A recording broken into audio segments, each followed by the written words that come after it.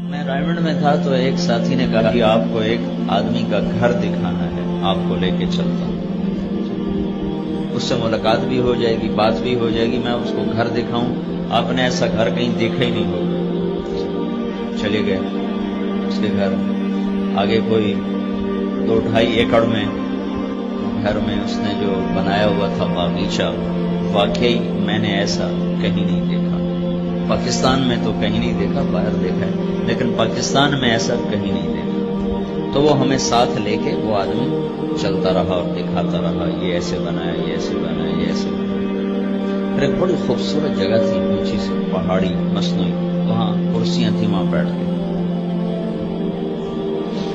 تو میں نے اس سے کہا کہ میں آپ کو ایک حدیث سناؤں، ابھی آپ کے اس گھر کو دیکھ کے مجھے یاد آئی ہے، بڑی پرانی بات ذہن میں آئی۔ کہا جی سنائیں۔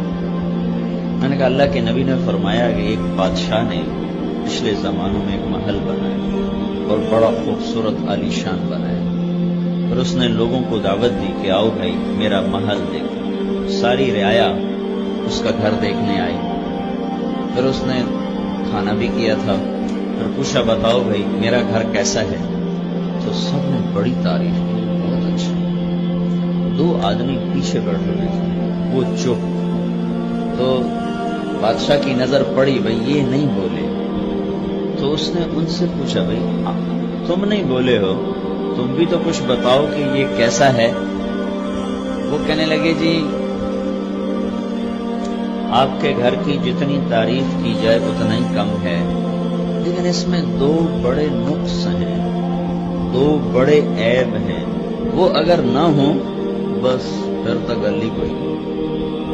تو لوگ بھی متوجہ ہو گئے بھائی کون سا 2 عیب ان کو نظر آئیں۔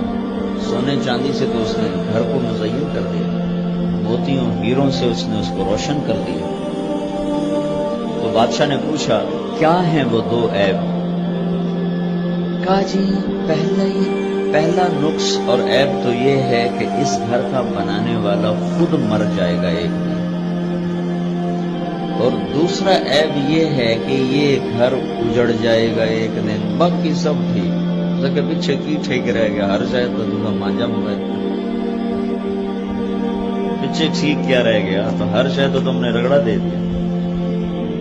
تو وہ کہنے لگا کوئی ایسا گھر ہے جو اجڑے نہیں اور اس کا مالک مرے نہیں؟ تو انہوں نے کہا ہے۔ اور وہ کدھر ہے؟ کہا وہ یہاں نہیں، اس کے لیے پہلے مرنا پڑتا ہے پھر وہ ملتا ہے۔ وہ جنت ہے جہاں جانے کے بعد کوئی نہیں مرے گا۔ تو اس نے ایک رات کی مہلت مانگی اور صبح اٹھ کے حکومت کو لات ماری، کہا بھائی مجھے وہ گھر چاہیے جو کبھی نہ اجڑے، میں جا رہا، حکومت چھوڑ۔ حضرت عمر بن عبدالعزیز کے سامنے یہ حدیث بیان کی گئی تو انہوں نے کہا میں بھی حکومت چھوڑتا ہوں۔ بڑی مشکل سے ان کو راضی کیا کہ آپ کی حکومت نہیں، آپ کی تو ایک آدمی ہر شے پا لیتا ہے، لیکن اس کا علاج کیا کیا جائے کہ پھر وہ کھو دیتا ہے۔ تو یہاں کے بے بس ہو گیا نا ہر انسان۔ پھر 1998 میں گیا تھا 4 مہینے کے لیے امریکہ جماعت میں، تو میں نے امریکہ کا جو سب سے مالدار آدمی ہے اس کا میں نے مضمون پڑھا کہ آج کل امریکہ کا سب سے مالدار آدمی بہت پریشان رہتا ہے، اور اس کی پریشانی کی صرف ایک وجہ ہے، وہ کہتا میں 50 سال کا ہو گیا ہوں اور اب پیچھے موت قریب ہے، زندگی تھوڑی رہ گئی ہے، میرا اتنا رزق ہے یہ سارا میرے ہاتھوں سے چلا جائے گا، میں کیا کروں؟ یہاں تو کچھ بھی نہیں ہو سکتا۔